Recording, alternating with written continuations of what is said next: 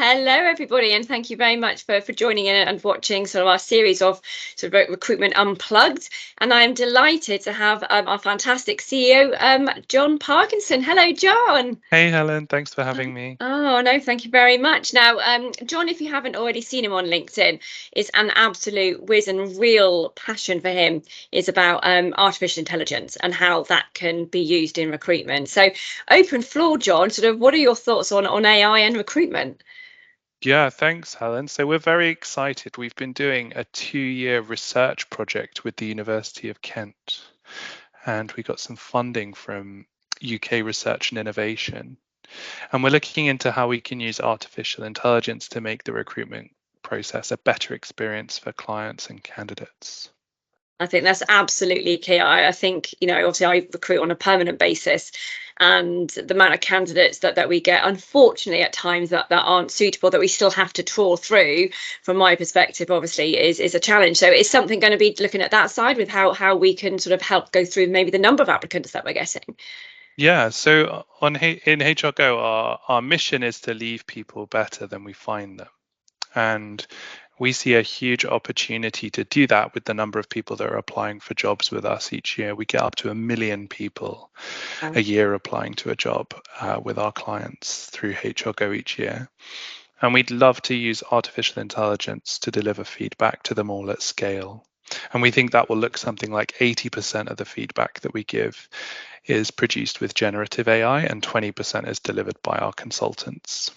Excellent. Because there's still going to be a need, isn't there? I think ultimately, you still need that personal contact and relationship built up, because ultimately we need to speak to the candidates. We can't just presume that these candidates are going to be perfect, even though we hope that the AI does its job. So I know that the job description AI is something that HRGO has been working on as well, which I personally use. I absolutely love it. And for all of you watching, the things that we can do now with AI and recruitment is absolutely incredible.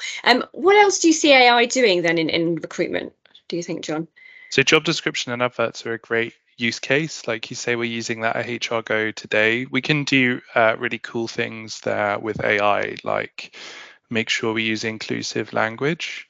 We can make sure that when we generate them, we make sure we're not using gendered language. We make sure the language is easy to understand. It can help us simplify complicated industry specific terms, which is great for things like skills based hiring, where you might describe a skill in a particular way that would exclude people from other industries applying for that job when actually they could be a really good fit. So generative AI for this purpose. Feedback, we're definitely looking into feedback. As recruiters, we receive a lot of applications from people who don't have the right to work in the UK, for example, and we want to use generative AI to help signpost them to the resources that are going to be most useful for them. Producing summaries is another thing that we've developed. So hiring managers often have on their desktop 200 PDF CVs that have been sent to them. This is a disaster. And so we use generative AI to produce summaries so that hiring managers can have a quick skim through and see where the person has worked before and what skills they have. Yeah, this sounds incredible. Yeah, Absolutely amazing. So I'm sorry, I interrupted you then. What else were you going to say? that's okay. So we also, last week, we embedded GPT-4o, the latest model from OpenAI, into our internal candidate matching algorithm. So we use 2 of OpenAI's algorithms to help us with that matching. And GPT-4o is the world's most powerful language model. And we also use their embeddings model to try and help us match candidates without relying on rubbish traditional keyword-based or Boolean-based matching. We use semantic matching. We look a lot more at the meaning of the CV and the job description rather than just the words. Yeah, I'm glad you said that, because again, sort of traditionally, if you were to put certain letters, which were abbreviations or certain things, you would get any word that had those particular letters in it, and it just would be, again, you're still having to sort of scope through the candidates' details. I like that you're saying is you want to leave candidates in a better way than when we found them, and I know you've spoken about this on LinkedIn and you've done articles, and I think that's really important, because I don't think a lot of agencies, they say they do, but they don't actually do what it is that we're trying to do.